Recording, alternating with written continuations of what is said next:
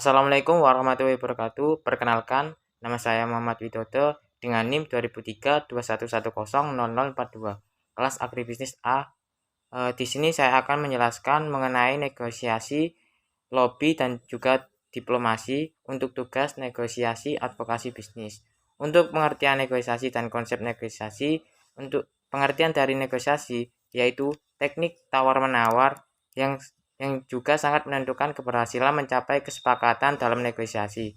Dalam teknik tawar-menawar, negosiator dituntut untuk cermat menentukan nilai tawaran, di mana nilainya tidak terlalu tinggi dan tidak juga terlalu rendah. Penetapan untuk ambang batas tawaran masing-masing memiliki resiko. Tawaran yang tinggi memberikan ruang gerak yang sangat leluasa. Pihak lain yang mengetahui keinginan kita, sedang risikonya adalah pihak lain dapat melakukan tindak walkout karena ketidaksetujuan dengan nilai tawaran yang tinggi. Untuk nilai tawaran yang rendah dapat menyelesaikan negosiasi dengan cepat. Pihak lawan menyukai kerjasama seperti ini. Di lain pihak, ruang gerak kita juga dituntut untuk menghindar dari arah sempit. Secara umum, ada 4 alternatif hasil penyelesaian negosiasi, yakni kalah-kalah, 2 menang dan kalah, 3 seri, dan 4 menang dan menang. Hasil negosiasi yang harus dicapai adalah menang-menang. Sedangkan hasil menang atau kalah dan kalah-kalah harus dihindari dan jangan sampai terjadi.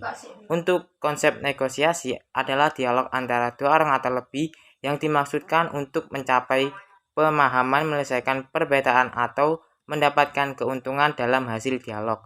Untuk menghasilkan kesepakatan tentang tindakan untuk tawar-menawar demi keuntungan individu atau kolektif dan untuk memenuhi berbagai kepentingan dari dua pihak yang terlibat dalam proses negosiasi. Negosiasi memang dimaksudkan untuk mengarah pada arah yang kompromi. Konsep lobby dan juga diplomasi.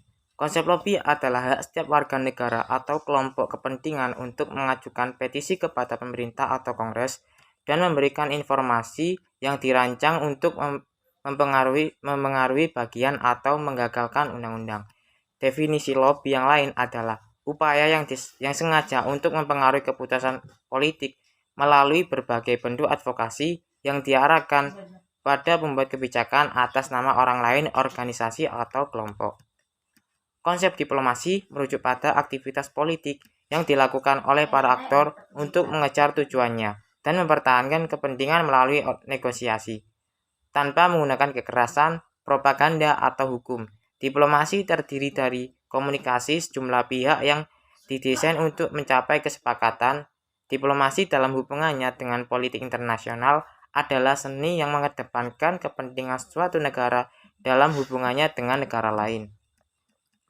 Untuk perbandingan negosiasi, lobby, dan diplomasi, untuk negosiasi diartikan sebagai salah satu pendekatan untuk mengelola konflik dalam setting antar pribadi, kelompok, organisasi, masyarakat, dan internasional.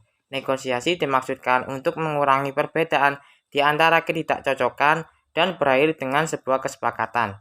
Negosiasi dapat ditemukan dalam banyak setting sosial seperti transaksi pembeli penjual, transaksi bisnis, pekerja manajemen, hubungan pernikahan, situasi penyanderaan, dan sebagainya.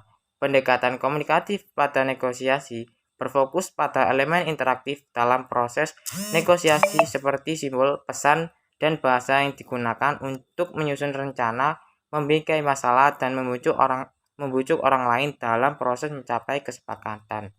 Sedangkan lobby atau biasa disebut representasi, kepentingan erat kaitannya dengan politisi atau otoritas administratif yang biasanya menyasar kelompok tertentu. Lobby bertujuan untuk mendapatkan pengaruh yang pasti dan seolah-olah hampir bisa diukur pada keputusan politik tertentu. Jika lobby membahas konten yang cenderung sensitif, maka kerahasiaan dan kebijaksanaan menjadi penting. Lobby dapat dikatakan sukses jika perencanaan di awal cukup terperinci dan orang yang melakukan lobby harus memiliki pengetahuan mendalam tentang arena politik. Untuk diplomasi adalah sebagai penerapan kepandaian dan taktik pada pelaksanaan hubungan resmi antar pemerintah negara berdaulat. Diplomasi merupakan salah satu instrumen penting dalam pelaksanaan kepentingan nasional suatu negara. Diplomasi bagaikan alat utama dalam pencapaian kepentingan nasional yang berkaitan dengan negara lain atau organisasi internasional. Melalui diplomasi inilah sebuah negara dapat membangun citra tentang dirinya. Dalam hubungan antar negara, pada umumnya diplomasi diterapkan sejak tingkat paling awal. Sebuah negara hendak melakukan hubungan bilateral dengan negara lain hingga keduanya mengembangkan hubungan selanjutnya. Baik, itu tadi penjelasan dari saya mengenai negosiasi, lobby, dan diplomasi.